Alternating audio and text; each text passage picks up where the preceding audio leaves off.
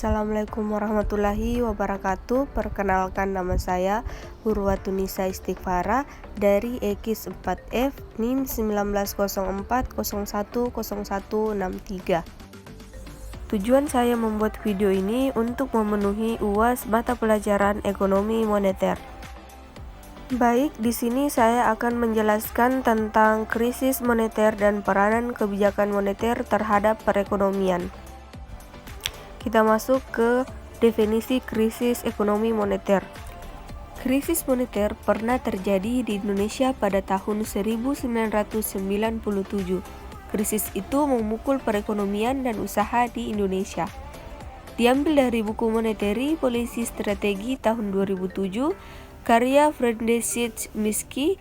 Krisis moneter adalah krisis yang berhubungan dengan keuangan suatu negara, ditandai dengan keadaan keuangan yang tidak stabil akibat lembaga keuangan dan nilai tukar mata uang yang tidak berfungsi sesuai dengan harapan.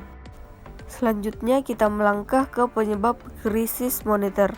Ada beberapa penyebab krisis moneter pada suatu negara, di antaranya yaitu yang pertama, kesenjangan produktivitas akibat lemahnya alokasi aset ataupun faktor produksi. Yang kedua, tidak seimbangnya struktur di dalam sektor produksi. Yang ketiga, stok utang luar negeri swasta yang besar dan berjangka pendek sehingga kondisi tidak stabil. Hal ini terjadi karena para materi di bidang ekonomi maupun perbankan merasa terlalu percaya diri dengan syarat utang swasta. Yang keempat, adanya kelemahan sistem perbankan di suatu negara.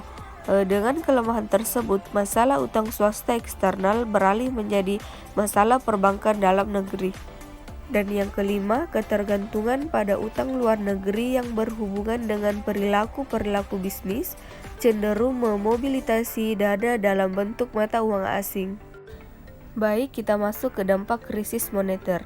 Krisis moneter membawa dampak yang kurang baik bagi negara yang tertimpa krisis. Hal ini disebabkan karena kurs nilai tukar falas, khususnya dolar Amerika Serikat yang tinggi sehingga nilai mata uang yang jatuh.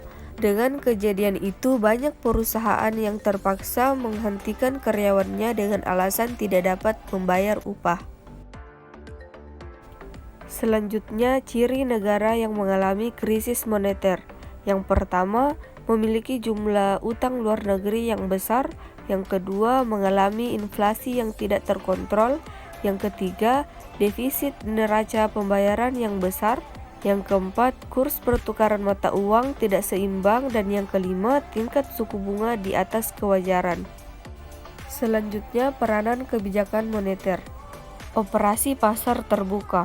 Operasi pasar terbuka merupakan cara mengendalikan uang yang beredar dengan menjual atau membeli surat berharga pemerintah. Yang kedua, fasilitas diskon rate. Fasilitas ini mengatur jumlah uang beredar dengan memainkan tingkat bunga bank sentral pada bank umum. Yang ketiga, rasio cadangan wajib. Mengatur jumlah uang yang beredar dengan memainkan jumlah dana cadangan perbankan yang harus disimpan oleh pemerintah untuk menambah jumlah uang. Pemerintah menurunkan rasio cadangan wajib. Dan yang keempat, imbauan moral. Imbauan moral tersebut diberikan untuk mengatur uang yang beredar kepada pelaku ekonomi. Misalnya seperti imbauan perbankan memberikan kredit untuk waspada dalam mengeluarkan kredit. Baik, kita masuk ke peranan kebijakan moneter. Berdasarkan Undang-Undang Nomor 3 Tahun 2004 Pasal 7, tujuan utama dilakukannya kebijakan moneter adalah menciptakan kestabilan nilai uang yang berada di masyarakat. Untuk mencapai tujuan tersebut, kebijakan ini memiliki beberapa peran. Di antaranya yaitu yang pertama adalah menjaga stabilitas ekonomi. Ketika kondisi ekonomi negara stabil, terkendali dan berjalan dengan baik, kebijakan moneter harus bisa menjaga agar kondisi tersebut berkelanjutan. Stabil juga berarti arus uang yang beredar di pusat atau pasar sama dengan arus barang atau jasa yang ada di masyarakat. Yang kedua adalah menjaga stabilitas harga. Artinya, kebijakan ini harus mampu menstabilitaskan kenaikan dan penurunan harga yang tidak beraturan. Yang ketiga, meningkatkan kesempatan kerja. Ada keseimbangan uang yang beredar dan jumlah barang atau jasa, para pengusaha diharapkan lebih berani mengadakan investasi. Investasi tersebut dapat memperluas usaha dan menciptakan lapangan pekerjaan. Dan yang terakhir atau keempat, kebijakan moneter juga berperan untuk memperbaiki posisi neraca perdagangan dan neraca pembayaran. Contohnya lewat satu yang sebelumnya dipanggil ekspansi. Ketika terjadi deflasi, maka kebijakan ini digunakan untuk memperbaiki posisi neraca perdagangan dan neraca pembayaran melalui penambahan jumlah ekspor yang terjadi dikarenakan penurunannya suku bunga perbankan. Baiklah, itulah tadi materi yang dapat saya sampaikan. Kurang lebihnya mohon dimaafkan. Terima kasih, semoga bermanfaat. Wabillahi taufiq wal hidayah. Wassalamualaikum warahmatullahi wabarakatuh.